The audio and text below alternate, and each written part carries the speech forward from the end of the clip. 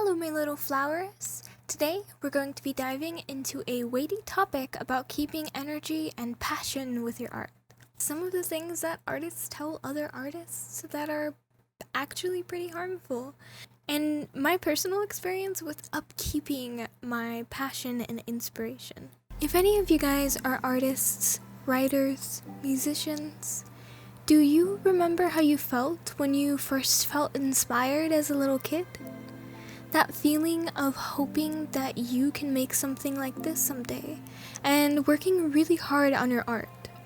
No matter what you drew, or painted, or wrote, you could do no wrong.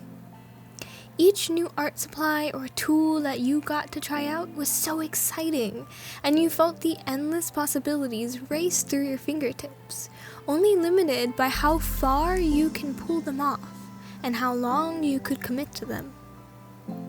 Childhood frustrations of not getting a pose right or getting across what you intended were pretty menial in comparison to the sheer inspiration and creativity that poured through your head each day.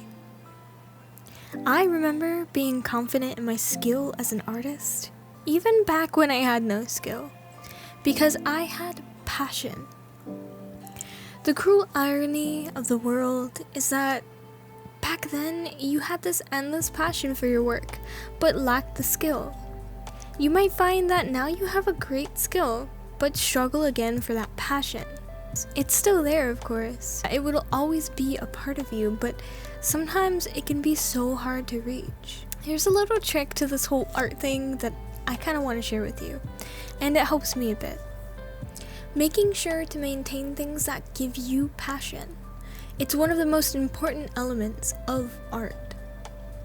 Inspiration, as I like to think about it, is a muscle that you have to flex and feed and take care of. Like you would eat protein to feed muscle growth. I think that us as kids being really good at feeding and using this inspiration muscle. But when we're children, we have this great, expansive imagination, the bliss of unknowing a lot of the cruel and sharper edges of this world, being entirely focused on your own leisure.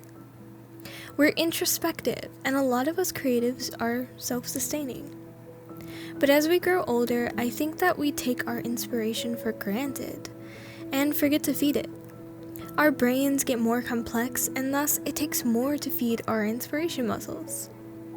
Our projects become bigger and more ambitious. As we fret over the execution of our pieces, we really just need more to sustain it. Sometimes this can come and hit you all at once, like it did with me. I had been getting by just fine, and so it took more and more of my strength to keep me going. My art was scrutinized academically, and I started to become more and more thoughtful, to a fault, of what art meant to me and what I should create to prove myself. This might seem obvious, but I'm constantly drawing that connection between my childhood artist self and my current self. I find it relevant, and I find that there are things I can learn from the way that I approached making art as a child. So, moving on to a tangent from that. Sometimes art can feel like you're balancing on a plank of wood on a fine point. Putting something on top of that plank can feel so impossibly difficult because you're scared of it tipping over. It's okay if you feel that way from time to time, but I'm here to remind you that art is never meant to feel that way. I started feeling like my art was balancing on this imbalanced platform when all my ideas and observations about art started to deteriorate.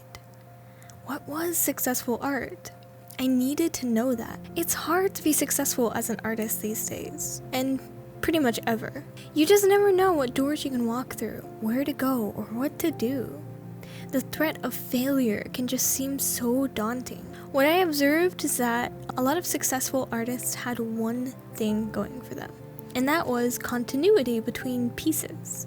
When we looked at examples of artists to steal some techniques or learn history, I realized that most of them just did really similar stuff over and over again. And I was extremely discontent with that. This was only really confirmed when I observed my peers that were doing the same thing. And I was so unsure. When I looked at my art, it was just a little bean exploring what I wanted to do. I couldn't pick a style or a medium or a subject matter or an idea. And I thought to myself, I'll never be successful until I figure that out.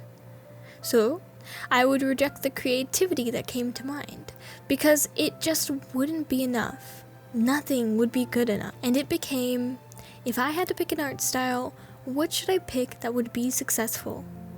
You see, I'm a really observational artist. My art depends on my experiences and perceptions, and I'm really representational about that.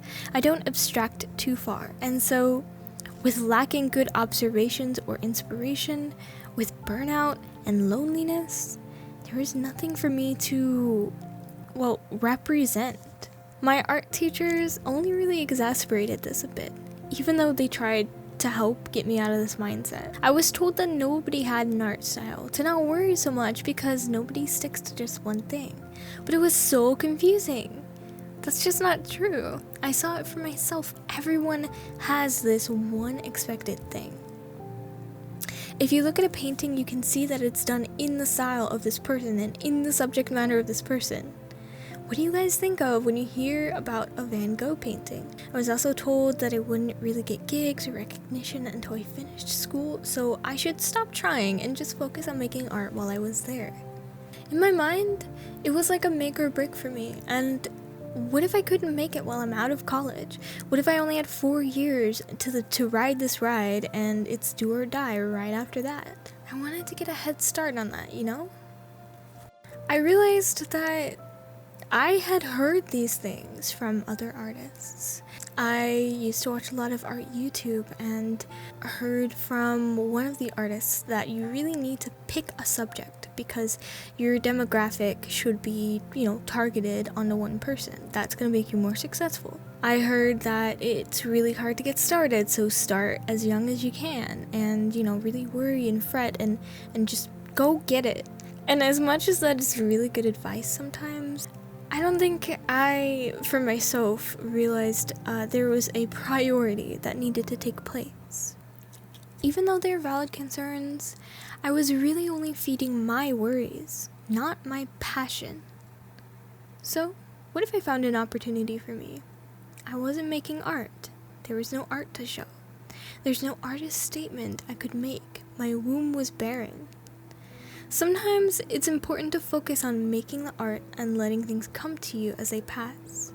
Obviously, don't stop trying to find opportunities for yourself, but I would say that as an artist, you should really try to learn as you go and be patient with yourself. I learned that.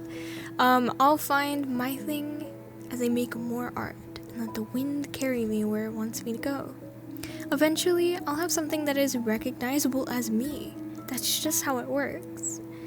But the most important thing for you guys to know is just keep making. Anyways, thanks for listening, guys. It was a bit of a ramble, but some of these videos act like a diary for me. And if some small advice makes it out there for my audience, and some little artist is feeling the same way, I definitely want them to keep this in mind. Learning is growing. Also, don't fall into the same trap as me, and don't worry so much about selling your art and stuff. Just make good art.